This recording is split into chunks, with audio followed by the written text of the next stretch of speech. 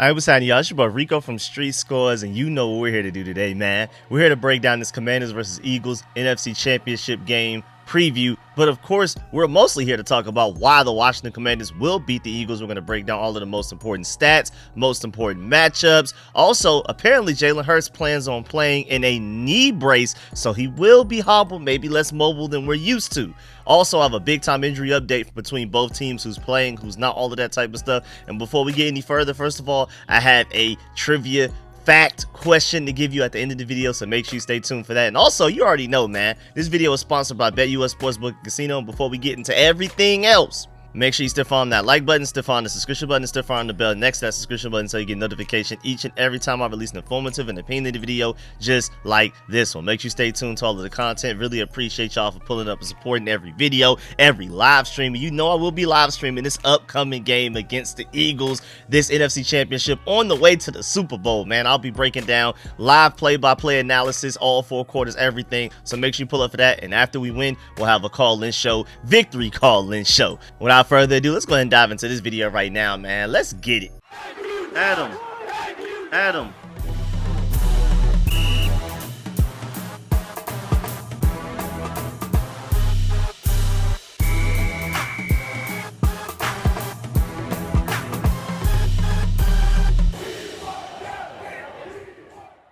All right, first of all, I've been screaming it all week, man. We got to do it for Cosme. That injury he suffered against the Lions, I mean, that really sucks. Not even just for us, like, as a team, but more so for him because he's been here through all of the ugly. He hasn't been here as long as, like, Jonathan Allen, Deron Payne, Terry McLaurin, Tress Way, and those guys, but he's been here through a lot of the ugly. And for us to finally be going on a serious run, and then for him to be hurt, he's not able to go out there and do it himself. So, hey, man, if he can't do it for himself, we got to do it for Cosme. So I've been chanting that. I'm probably going to be screaming that all throughout the stream.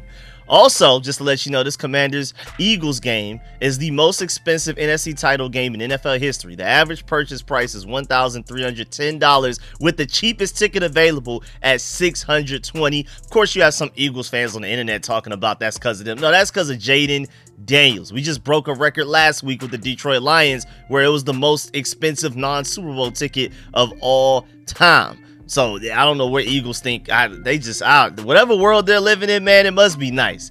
All the way, moving on, ref wise, for our game, we have Sean Hockley, and then for the Bills Chiefs game, it's Cleet Blakeman, just to let you know. But to remind you, Ed Hockley is the one that had that whole clock situation that was stopped late in the game for no reason against the New Orleans Saints.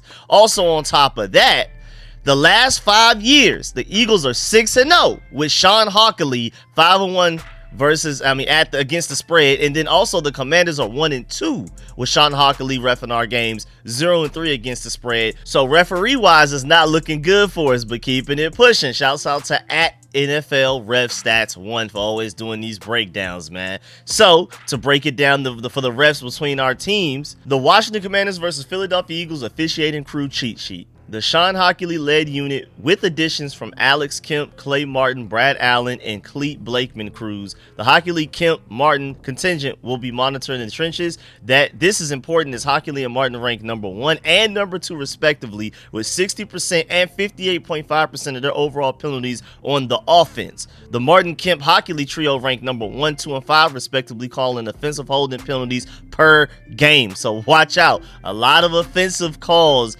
from this referee crew, especially offensive holding. Also, the Philadelphia Eagles have a +2 penalty per game advantage over opponents in those contests with these refs under Hockley when they've been 6-0 under him. The primary reason for that advantage: minimal offensive penalties versus what their opponents commit. Whenever Hockley officiates, you better be buttoned up offensively, and the Eagles O-line is the strength of the team and well equipped to navigate this crew. Also, Washington's 1 game apiece with Hockley and Kemp crews in 2024, 20-19 versus the Saints, week 15, and 30-24 win versus the Falcons week 17. Interesting takeaway from those 2 games. 48% of the Commanders' offensive holding penalties for the entire 2024 season were called in those 2 games. That really stood out to me previewing this contest, and if somehow this occurs this week, excessive holding, Washington will be up against it. Washington was able to overcome and win in spite of excessive calls and a botched late game play clock by Hockley in both games. Another area of focus, an eligible man downfield. Both teams are highly penalized in this category. Defensively, it's roughing the passer. That's one area Hockey League-led crews have always called at an above average rate. Third down. The Sean Hockey League-led crew called the fewest defensive penalties of anyone on third downs in 2024. An overwhelming 76% of their third down penalties were assessed on the offense. So, hey, man, if there were ever a game that Benjamin St-Juste could probably even maybe, sorta, almost slightly touch the field, maybe it's this one just because of that alone. If form holds, both defensive units will be provided leeway on Sunday. So that's everything you need to know referee-wise. Now moving on. I mean, you have Eagles fans over here tweeting that Kenny Pickett game has a lot of folks twisted about how Philly and Washington match up. But shouts out to Marquisi, I hope that's how you pronounce his name on Twitter, because he said that Jalen Daniels playing injured game has a lot of folks twisted about how Philadelphia and Washington match up. Remember that week 1 game, Jalen Daniels was definitely banged up. His worst game all season so far in his entire career. And Kenny Pickett actually went out there and played better than Jalen Hurts did that second game. So I don't want to hear nothing. I felt like that was a great point to bring up because you see a lot of Eagles fans bringing up that we beat them when they had a backup quarterback, but then they were bragging these past few years when we had a bunch of backup quarterbacks as our starting quarterbacks. I don't want to hear nothing. Also, Jalen Hurts has 4 career playoff wins. In those 4 games, he has never thrown for more than 154 yards in any of those games. That means you literally have to stop Saquon Barkley. That guy's only good postseason game was literally that Super Bowl against the Chiefs that he ended up losing. That guy does not have to go crazy for the Eagles to win at all. Shouts out to Rio Robinson for bringing this up. He said the most talented quarterback we've played so far in the offseason, in the playoffs, was Baker Mayfield. Second week in a row, we got to stop an elite running back from beating us because the quarterbacks, Goff and Hurts, are passengers in their team's success and not the catalyst or vehicle. I completely agree, which takes me to the point that Hater Report on Twitter said rank the remaining 4 quarterbacks, and they have 1 through 3 blank, but they already have Jalen Hurts 4th, and I think even Eagles fans have to agree that Jalen Hurts is the worst quarterback left in the playoffs. Also, in the history of the common draft since 1967, in comparison to Jalen Hurts, where you have Jaden Daniels, 59 quarterbacks have been selected in the top 4 picks. Jaden Daniels will be the first to start a conference championship game in his rookie year. The reason I emphasize this is because typically when you're drafted in the top 4 picks, that team was bad the previous year. They're usually bad with that top 4 pick on the team. You know, there's a reason that they were picking that high in the first place, right? Jaden Daniels was the first top 4 pick to start a conference championship game in his rookie year. So I need y'all to understand how ridiculous of a job that Jaden Daniels is doing of elevating this roster right now. The first top 4 pick to start a conference championship game. No matter how great the quarterbacks were, they just could not elevate the team to a point that Jaden Daniels is doing it right now. Absolutely insane. So in contrast to the Eagles situation where he's the passenger, Jaden Daniels is clearly the vehicle. Also, want to remind y'all that no team has ever beaten Jaden Daniels twice in the same year. Let's keep that going, man. Let's go up 2-1 against these Eagles. Also, let you know, the Eagles blitzed Jaden Daniels on a season-high 37.8% of dropbacks in that second game that we played against them where we won. And they only blitzed 18.6% of the time weeks 1 through 15 before that. They just decided that going against Jaden Daniels a second time, we need to blitz way more than we ever had all season. And then in that second game, when blitzed, Jaden Daniels was 10 of 15 for 173 yards and 3 touchdowns. Eagles, it's up to y'all if y'all want to keep trying it. Speaking of blitzing, shouts out to Dan Orlovsky for this one. An average QBR is 50. A perfect QBR is 100, right? During Washington's 7-game win streak, going all the way back to the regular season, Jaden Daniels has a QBR of 98.5 when blitzed 81 plays. 98.5 out of 100 with a 71 completion percentage, 41 first downs, and only 3 sacks taken. And his conclusion was the Eagles would be crazy to blitz this guy at this point. But going back to Jalen Hurts in the contrast, Jalen Hurts' EPA per drop back in the divisional round versus the Rams was a negative 0.26, 169th among 171 quarterback games and a playoff win since 2010. The only worst performances in a playoff win by EPA in the last 15 years were Jimmy Garoppolo in the 2021 divisional round and Peyton Manning in Super Bowl 50. Those are the only worst win performances by a quarterback since 2010. So again, just to re-emphasize the fact that Jalen Hurts does not have to play well for them to win. So not only do you have to stop Jalen Hurts, but you really, really got to stop that boy Saquon Barkley. And who's going to play a large role in that is Frankie Louvu. He's going to get after Jalen Hurts on blitzes, coming off the edge, and he's also going to play a large role in how we stop Saquon Barkley. And Doug Farrar even did a film breakdown, talking about how Commanders linebacker Frankie Louvu was an absolute beast every time that we played against the Eagles this season, and he said that we could basically see a rerun in this NFC Championship game. If you want to go check that out, he's breaking it down. Also, shouts out to Ref the District for this one. He said, if I had a nickel for every time Frankie Louvu was fined for a hit on a quarterback in 2024, I'd be broke. Man up, Eagles fans, because you see they've been talking about Frankie Louvu, Joe Wood Jr., how dirty they are and things like that. Eagles fans need to chill out with all of that dirty talk because it's not true. What they need to be focused on is how poorly Jalen Hurts has been playing, especially in the playoffs. Shouts out to Kirk Benkert. Another film breakdown. He did a whole Twitter thread saying a few things popped on film for me that showed the Eagles trending in the wrong direction and should have Eagles fans concerned for their Super Bowl run. A thread. The first of 6 tweets from the thread, Jalen Hurts had a hard time throwing the ball past 10 yards. He was hit or missed all night on these, especially when he had to put velocity behind it. Now, the ball was more slick than normal because of the snow, but this has been a trend for him in cold weather in general. I mean, you're a cold weather quarterback because you're the starting quarterback for a team that plays in cold weather. It's amazing that he's not good at playing in the cold. We saw Jaden Daniels ball out against the Atlanta Falcons in Maryland at night in the serious cold. It was colder that game against the Falcons than it's going to be against the Philadelphia Eagles in NFC Championship game. So I'm not worried about Jaden Daniels in the cold. Jalen Hurts is the one that should be more worried about the cold weather. Then the second tweet. He started to second guess his own passing ability by passing up his first read in critical spots of the field and ended up taking sacks because of it. Watch out for that. Third tweet. This continued throughout the game, and you can see him start to even get frustrated at a certain point. Fourth tweet. The frustration throwing the ball started to bleed into his decision making, almost costing the Eagles critically once again in the red zone territory. Again, he has like clips showing you exactly what he's talking about for all of these, but I'm not going to sit here and steal content like that. I'm just letting you know what he's saying to prepare you for like, hey, Jalen Hurts is not playing well right now. Fifth tweet.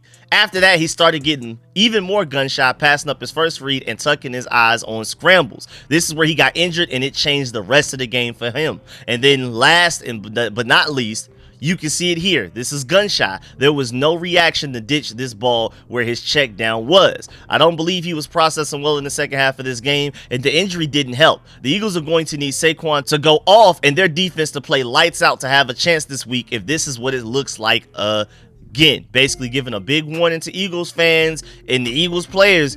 Hey, man, y'all don't come correct those Commanders, especially if Jalen Hurts doesn't do his job. I already gave you the stats as to how, like, Jalen Hurts, even when he plays poorly, they still win. But it's pretty much going to be virtually impossible to beat this Commanders team if Jalen Hurts continues on the downward spiral that he's been on the past couple of weeks. Now, moving on to another running back, instead of talking about Saquon, let's talk about Brian Robinson. Because I feel like this game, like, he's a big part of this game. If anybody should have a chip on his shoulder, it's him. Remember, he was talking a little bit of trash to the Eagles before that second game, right? And said we were the better team. Then he went in that game and had 2 fumbles within his first 6 carries. And literally since then is when we've been doubting B-Rob. You know, we even took away the B-Rob nickname and just been calling him Brian Robinson or just Brian straight up for like the past few weeks up until this Lions game where he just hasn't looked the same. I don't know if he's been hurt. I don't know if it's a confidence thing, but ever since those 2 fumbles and 6 carries versus the Eagles, the second time we played against them, Brian Robinson did not look like the Brian Robinson we knew, the B-Rob we knew until that Detroit Lions game. And it seems like he's back. And if anybody should be motivated to go against the Eagles and give it their all, it is Brian Robinson. Or again, he's earned the B-Rob back. And then also going back to Saquon Barkley, he ranked 5th in yards per carry, 4.5 against 8+ boxes on defense. So that goes to show that that isn't necessarily a great way to beat him. You just got to straight up defend this guy. Doing 8-man boxes is not the best way to stop him. And then it also leaves you susceptible to the passing game in the Eagles. But I feel like we did a great job against him in the second half. So just repeat what you did there this game for the entirety of the game. I mean, It's crazy how much better we did against him in the second game. Saquon Barkley, week 16 versus Washington, first half, 13 carries for 123 yards and 2 touchdowns. Second half, 16 carries for only 27 yards. But it's crazy because this is how it's been for us against great quarterbacks pretty much all year. Remember Bijan Robinson when we beat the Falcons? First half, 13 carries for 82 yards, 2 touchdowns. Second half, 4 carries for only 8 yards. How about Jahmyr Gibbs just last week against the Detroit Lions? First half, 6 carries for 70 yards and a touchdown. Second half, 8 carries for only 35 yards and a touchdown. I don't know what it is in the second half, but our defense finally figures out how to stop an opposing elite running back suddenly in the second half. We need to do that all 4 quarters this game. Also, just to let you know, the reason why we really got to stop Saquon is we got to force these guys to be in third and longs. The Philadelphia has only converted, shouts out to George Carmy for this one, only converted 1 of 11 third downs with 7+ yards to go this entire postseason. Only 1 out of 11. When they're 3rd and 7 and longer, they've only converted 1 out of 11 third downs, and that's the lowest among all playoff teams when it comes to third and long situations. We gotta keep them in third and long, because then that forces Jalen Hurts to make a play, not just Saquon. Saquon, yeah, 1st and 10, 2nd and whatever, 3rd and short, cool. But that 3rd and long, Jalen Hurts is on you, and he has not been up to the challenge this postseason. Also, Marshon Lattimore, man, shouts out to him for having a really good game against the Detroit Lions. I've been saying it. Once Marshon Lattimore is fully healthy and he has a full week of practice to prepare for the opponent, he's going to have a good game. And now, as you see, after having a full week to prepare for the Detroit Lions, he only got targeted once and batted down that ball for an incompletion. They didn't even dare try him. And then off of not trying Marshon Lattimore, that means you're going to try that boy Mike Sainristil, and he's ready. You know what I'm saying? That boy Mike Sainristil is ready. Last time we played Philadelphia, he only allowed 2 receptions on 5 targets for 31 receiving yards and 89 Pro Football Focus grade. But remember the first time we played the Eagles without Marshon Lattimore, that boy Mike Sainristil locked up everything moving. He was even better in the first matchup than the second one. So do not try Mike Sainristil. Both games we've had against the Eagles, he has been spectacular. He was better in the first game than the second, but either way, I feel like he's finally catching some momentum and only getting better. You saw that 2 interception game he just had against the Detroit Lions versus Ben Johnson. And to remind you, the Commanders are 4-0 with Marshon Lattimore playing in our games. Whether he finishes the game or not, whether he plays well or not, it doesn't matter. If Marshon Lattimore touches the field for the Commanders, he is basically our good luck charm. Maybe he brought some of that voodoo with him from New Orleans, but either way, that guy is 4-0 when he plays for the Commanders. We are 4-0. And then Terry McLaurin going to the other side of the ball. That boy different, man. I mean, let's talk about most yards after catch in the playoffs right now. Terry McLaurin leads the entire, out of all 4 teams remaining, leads all receivers with 94 yards after the catch. My Georgia dog, Lad McConkey, second with 79, but De'Ami Brown is right behind them for third with 76. We're going to need every little bit of that to beat these Eagles, man, or to even potentially blow them out. We'll see, you know what I'm saying? Also, the Commanders scored 14 points and gained 194 yards and had 4 turnovers in 9 possessions before CJ Gardner-Johnson was ejected. Immediately after he was ejected, they scored 21 points, gained 210 yards, and had 1 turnover in 4 possessions after he was gone. So, hey, man, getting his head and getting him ejected. But either way, even if he doesn't get ejected, I mean, we got to remember the last time we played the Eagles, we did not have this version of De'Ami Brown. So they're not ready for that. I mean, you can argue Quinyon Mitchell did a good job against Terry McLaurin the first game. The second game, even without a true wide receiver too, Terry McLaurin got to those Eagles. They couldn't find a way to cover him. So now even if you focus on him and even if you add CJ Gardner-Johnson to their secondary, now you got to worry about De'Ami Brown. Jaden Daniels has done a great job of getting the ball to everybody now. We have Austin Eckler back finally as well. So this is I don't know what the Eagles are going to do defensively to stop us, but I'm really excited about that matchup, I'll tell you that. Also, the Commanders are 6 for 9 on 4th down attempts this postseason, which is the most conversions by a team in a single postseason in NFL history. And in total, they have converted 26 4th downs on 32 attempts this entire season at an 81.3% conversion rate. This is the best fourth down conversion team in NFL history. And the reason that I love this is how much it stresses the Eagles. First of all, it takes the fan base, it takes the decision making out of the equation. Dan Quinn doesn't even have to sweat it. This is our identity now. We know we're going for fourth downs. So there's no hesitation of, maybe I should, maybe I shouldn't. How are people going to react if I do and we don't get it or what? No, we just know.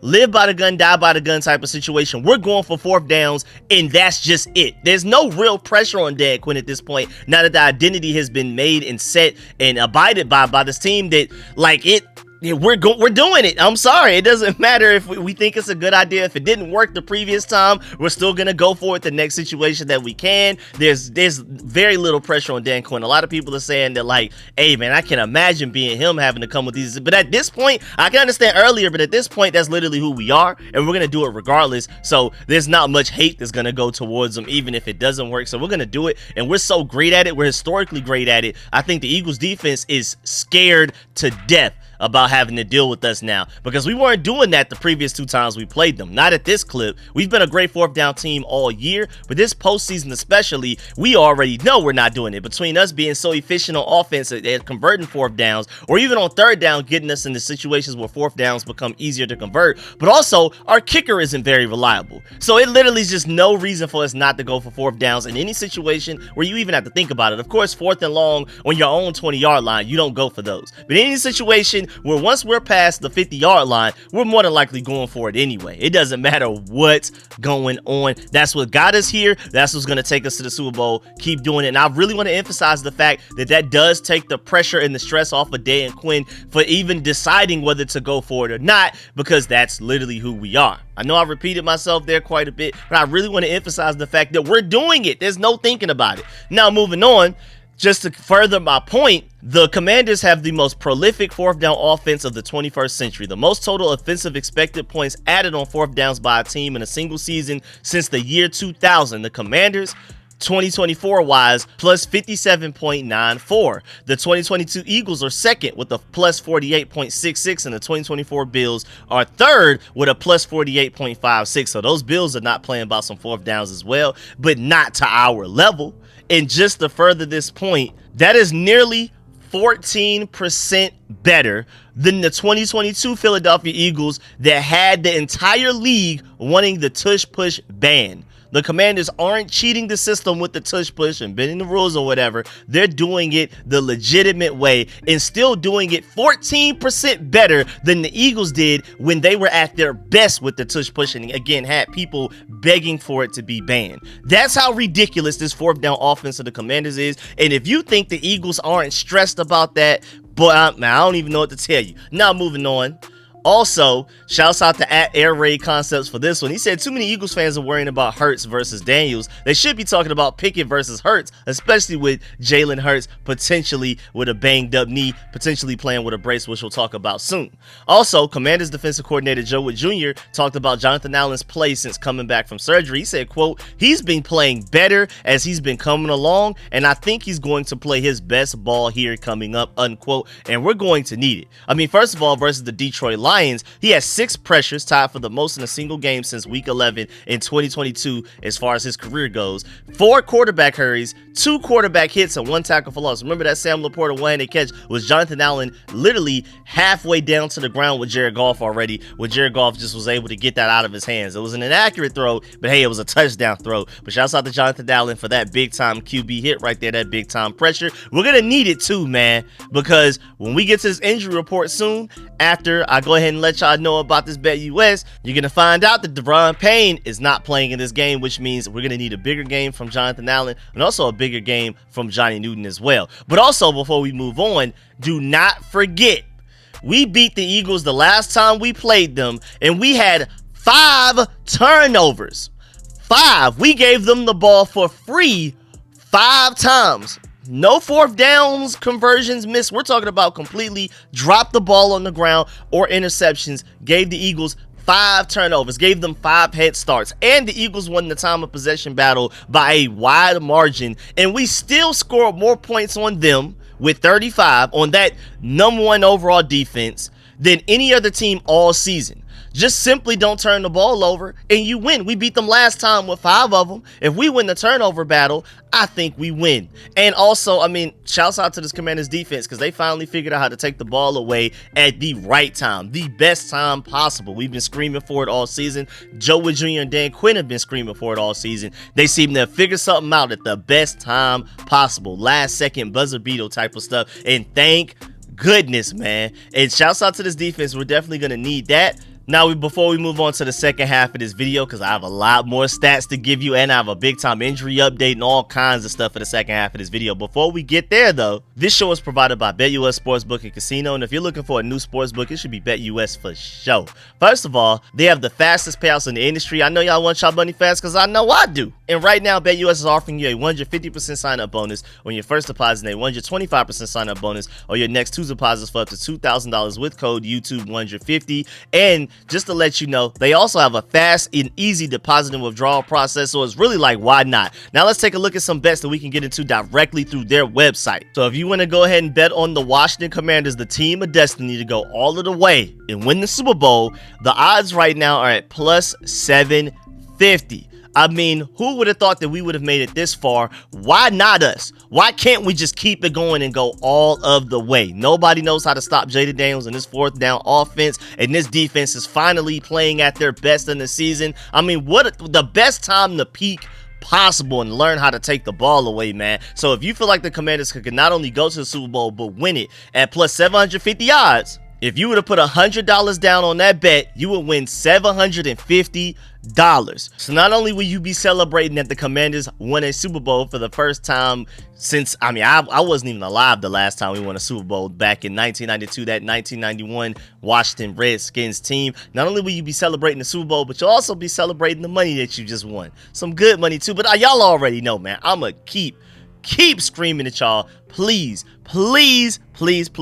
make sure you gamble responsibly if you don't do nothing else. And before we get back to this video, again, right now BetUS is offering you a 150% sign-up bonus on your first deposit and a 125% sign-up bonus on your next 2 deposits for up to $2,000 with code YouTube150. That's YOUTUBE150. Now let's get back to the second half of this video, man. And just to go back to Frankie Louvu real quick, man, Eagles fans are trying it, man. They're out here tweeting like plays of Frankie Louvu, like screenshots of him hitting Jared Goff, Jalen Hurts, and stuff like that. Just to revisit that real quick. Shouts out to my boy Jamal at Let Martella. Make sure you follow him on Twitter, subscribe to his YouTube, everything, man. Because he brought up a great point. He said Louvu has played 1,059 snaps for the Commanders this year and add 114 more if you include the playoffs. And you can only think of 2 plays to convince yourself that he's a dirty player. LOL, okay. Also moving on, shouts out to Ben Standig for bringing this up. He said as far as like this game and storylines, he said the unstoppable Jalen Daniels facing the defense for the 3rd time, interesting. Stopping Jalen Carter without Samuel Cosmi, also interesting. And then Philly fans versus Josh Harris. That's another thing. Remember, Josh Harris owns the Philadelphia 76ers as well, also their hockey team. So that's pretty interesting. Now let's talk about why the 2024 Commanders are a team of destiny to at least go to the Super Bowl. Let's break this down. Shouts out to Dove Kleiman for this one. Just the parallels between the 2021 Bengals season and the 2024 Commanders season. 1, their quarterback is a Heisman winner from LSU who transferred from another school after 3 years. 2, both teams won just 4 games the year prior. 3, both teams started their season 7-5. 4, both teams went 4-2 against their division. 5, their point differentials are very similar. The Bengals were plus 84, the Commanders are plus 94. Maybe that's enough to take us over the top to win the Super Bowl, unlike the Bengals.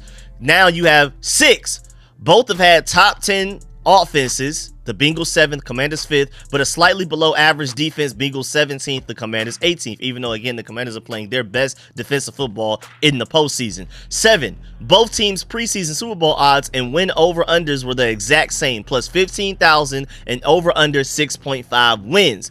8, both teams beat a pirate-themed team in a wild card game. For the Bengals, it was the Raiders. For us, it was the Buccaneers to end a long winless drought in the playoffs. 9, both teams upset the number 1 seed on the road in the divisional round. And then 10, both will play on the road in the conference championship game against the number 2 seed that they beat by 3 points at home just a few weeks prior. The Bengals beat the Chiefs 34-31, and the Commanders beat the Eagles 36-33. I mean, we're literally the team of destiny. Everything makes too much sense. Now let's move on to the injury report.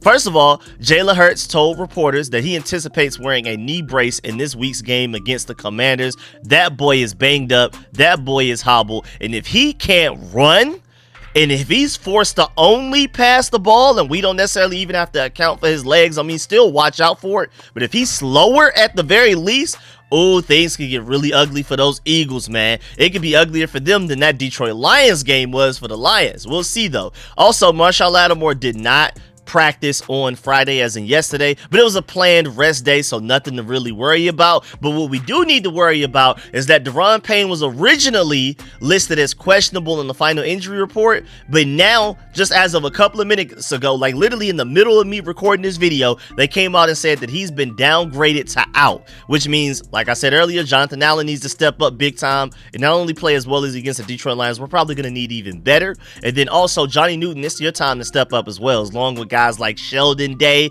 Dorrance Armstrong. When he rushes from the inside, that's when he's been our most potent pass rusher. Well, that's when at least he's been at his best. We're going to need Dante Fowler from the edge, Cleveland Farrell. We're going to need all these guys to step up. We're going to need great coverage. We're going to need great linebacker play, everything to make up for the loss of Daron Payne, because even with his injury, he's actually been playing pretty well this year. But I'm not going to lie, though. Our Daron Payne loss, I don't think is as big as the Eagles not having Nakobe Dean, who was out, period, for the rest of these playoffs, or that was even since the Rams game. And I think the Eagles season starts here, so he's out for this game, and that's pretty much it. We'll see when my Georgia dog gets back healthy, like later on in the offseason or whatever for them boys, because this is the end of the road for them. But I don't think people truly understand how much of an impact not having Nakobe Dean out there is going to be for those Eagles, man. He was the only guy that first game we played against the Eagles that could actually keep up with Jaden Daniels when he was scrambling. He was like the only efficient quarterback spot for him. And for them not to have him, Jaden Daniels is probably going to run amok on them boys. I hope he doesn't run too much, because, you know, Jaden Daniels is basically Tom Brady-esque in the pocket, and he just so happens to be able to run really well as well. I'm pretty sure we're going to run him quite a bit, because I mean, we're throughout all stops, man. Don't hold back on anything. But the fact that the Eagles don't have Nakobe Dean to at least try to slow down Jaden Daniels, boy, man, if I'm an Eagles fan, I'm scared to death. And then now let's take a look at the official injury report for both teams. I mean, it's pretty short too. Like for us, Samuel Cosme's out, and then again, Daron Payne, who was originally listed as questionable on the official injury report, was downgraded to out literally just a couple of minutes ago. And then you also have Javonte Jean-Baptiste is questionable, and then Jeff Driscoll, who for no reason at all should ever even have a reason to step on the field, also questionable. So really, we have one questionable player in Javonte Jean-Baptiste, who's a backup edge rusher. And then we have Daron Payne, who's your starting defensive tackle, Samuel Cosme, your starting right guard, out.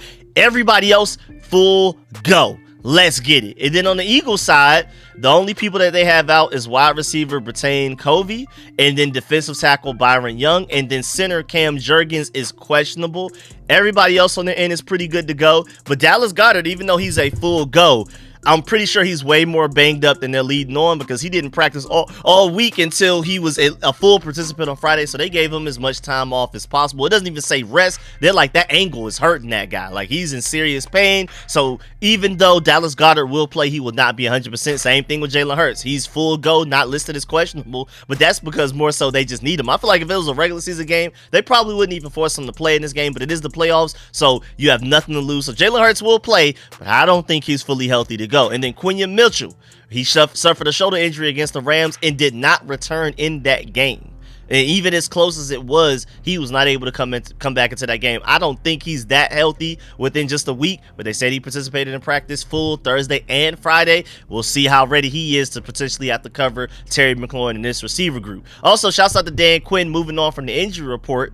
I love the quote that he had after Friday's practice. He said, quote, "This is the best Friday practice we've had this entire season," unquote. And if I'm an Eagles fan, I am shaking in my boots at that, man. I told you, this team is just only getting better and better and better. The trajectory is going up. It's out. If I'm an Eagles fan, I'm scared, but even worse, after we beat the Eagles, who we have to play next, you're getting the best version of the Washington Commanders that even we've seen all year. And I feel like that's the main reason why the Eagles, woo-wee, watch out. Now, also moving on, I don't know what happened, but originally the Eagles were 4.5 point favorites over the Commanders. Now it's shifted to 6, and that was like a couple of days ago. It went from 4.5 to 6 back on January 21st, and now with Payne out, it may even move a little bit higher. So everybody's doubting us, especially everybody at NFL Network. Everybody but Eric Edholm picked the Eagles to win. Even though everybody picked a very close game, the biggest margin of victory I'm seeing is a 4-point difference. And the only person that picked us, Eric Edholm, picked us to win by 5 points. Everybody else picked the Eagles to win by 4 points or less. So, hey, man, everybody's doubting us, and I love it. I want to keep it that way. Also, shouts out to Jack Fritz because he said, I can't believe they have the Commanders for the NFC Championship game. Talk about stress-free. Eagles fans have been talking crazy. Eagles fans, podcaster, media members, content creators, all of them talking crazy. And shouts out to my boy Jamal because the only reason I saw this tweet was because he said, it's happening yet again. I guess Eagles fans did not learn from the Lions talking all crazy last week, because then you had Seth Joyner back on January 20th saying, quote, by the way, they don't stand a snowball's chance in hell in winning here on Sunday. You know that, right? James, make sure you take that and you play it all week, all right? So, hey, man, Commanders, pure bulletin board material. Then you have Hunter Brody. He said the Eagles will not lose on Sunday, and it's very, very, very, very obvious why. And he had a whole video breaking down why, but we're not even going to discuss that. I mean, I just think that the Eagles just didn't learn.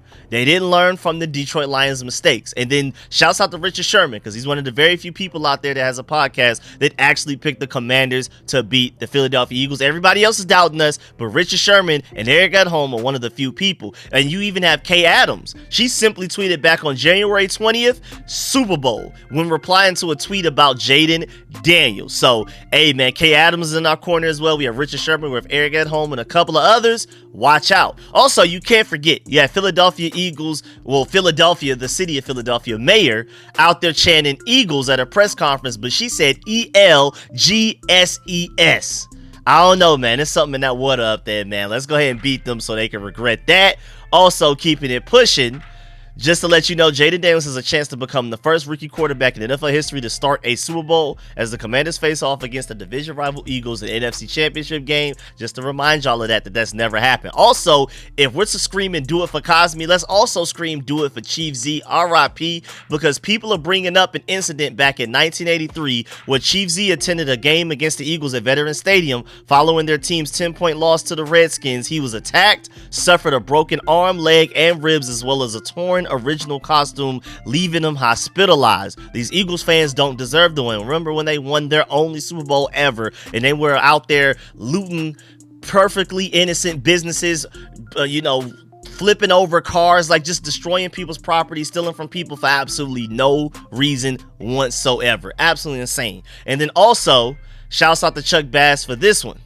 They said if the Chiefs win, Mahomes officially becomes the GOAT. If the Bills win, Josh Allen ascends Burrow and Lamar to join Mahomes at the top. If the Commanders win, Jaden Daniels will be immortalized in sports history. But if the Eagles win, we'll all just quickly move on with our lives. I completely agree. Do not let the Eagles win, man. Commanders, y'all stop this right here. Also, shouts out to the Weekly Audible. He said the Eagles fans talking Jalen Hurts' record versus the Commanders is hilarious to me because it's all about this year.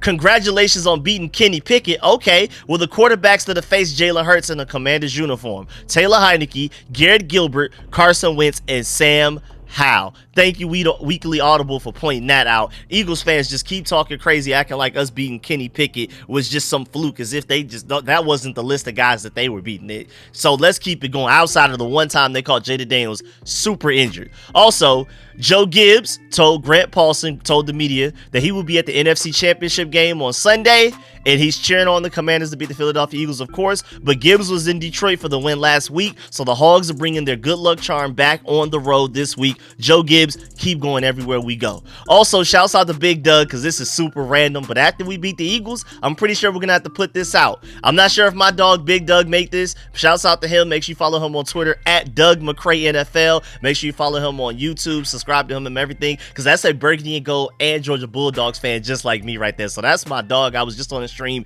last week. But he has this application for Commanders bandwagon fans. If you wanted to see it right here, I'll just flash it on the screen for like the next couple of seconds. If you really want to read like everything here, I'm not just gonna leave it on the screen for forever. Just make sure you pause the video if you really want to read everything, because I think it's hilarious. Shouts out to him for tweeting this, because I had never seen this before. And hey man, I think this is a perfectly reasonable application. And I also love at the bottom, he said, disclaimer, I understand that this allows me to be a Commanders fan throughout the 2024 season and must reapply at the beginning of the 2025 season. I love that. Now also moving on. Remember when Adam Schefter tweeted back on February 4th of 2024, the Chiefs and Commanders both have now arrived in Las Vegas. The week of the Super Bowl is officially underway. Remember, he tweeted that all the way back on February 4th, and everybody was like, whoa, wait a minute, Chiefs Commanders?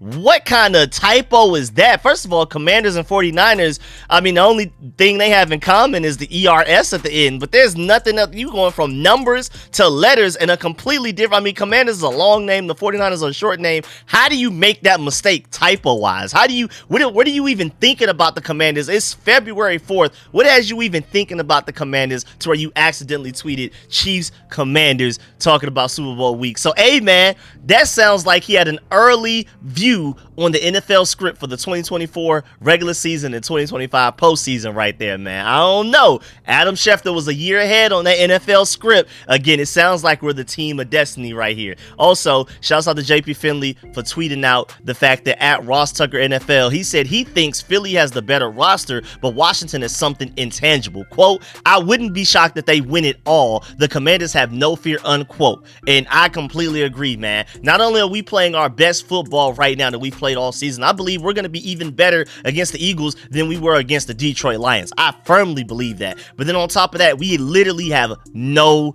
fear. And that's why some people think that we can not only even beat the Eagles, but we can go way past that and even win the Super Bowl versus the Chiefs, Bills, whoever it is. But yeah, man, that's the end of this video. It ended up being way longer than I expected. I thought this was going to be like 20-something, 30-something minutes. I didn't think it was going to be, I'm going on 47 minutes worth of recording. Either way though, time to edit this video. Definitely let me know in the comment section how you feel about everything discussed in the video. Please make sure you stiff arm that like button, stiff arm the subscription button, stiff arm the bell next to that subscription button so you get notification each and every time I release an informative and opinionated video just like this one. Make sure you stay tuned for more content. Of course, I will be live streaming this upcoming game against the Eagles, 4 quarters, play-by-play analysis, everything, man. So make sure you stay tuned for all of that. Really appreciate y'all. If you made it this far in the video, I salute you. And again, like I told y'all earlier, I have a fun fact for this weekend. I'm giving y'all fun facts and trivia every day. We had to skip the 24th of January because I wasn't able to do a video yesterday. But today's fun fact, on January 26, 1992, Gerald Riggs scored on a pair of short touchdown runs as Washington built a 24-0 lead before coasting to a 37-24 win over Buffalo in Super Bowl 26, the 91 season. Hey man, Bills beat the Chiefs, we beat the Eagles. Let's go repeat that, man. Let's go do that exact same thing again. Let's do it, man. But of course, let me know in the comment section how you feel about that matchup. Do you feel like the Commanders have a great chance of beating the Eagles? Do you agree that we're playing our best football? How do you feel about all of the stats that I gave you? Whose injuries do you feel like will set them back the most, especially with Jalen Hurts wearing a knee brace and being hobbled? Do you feel like we'll miss Payne? Let me know how you feel about all of that. And of course, I mean, prediction wise, I think I'm leaning somewhere between, what did I say on stream, like 31-17 or something like that with the Commanders Kings. I think I'm standing firm on that. I think the Eagles may get like an early field goal. Maybe we will as well. And then after a certain point, we start going for 4th downs. We're going to convert them and score touchdowns. The Eagles are going to feel pressed to go for 4th downs as well, but they're not going to convert them, and we're going to end up pulling away from them because of that. So that's what my prediction is. Let me know your predictions in the comment section. And again, do not leave this video without leaving a like. And of course, man, remember that this video is sponsored by BetUS Sportsbook and Casino. And please make sure, if you don't do nothing else, please make sure you gamble responsibly. I really appreciate y'all. I'm gonna catch y'all later. I'm out.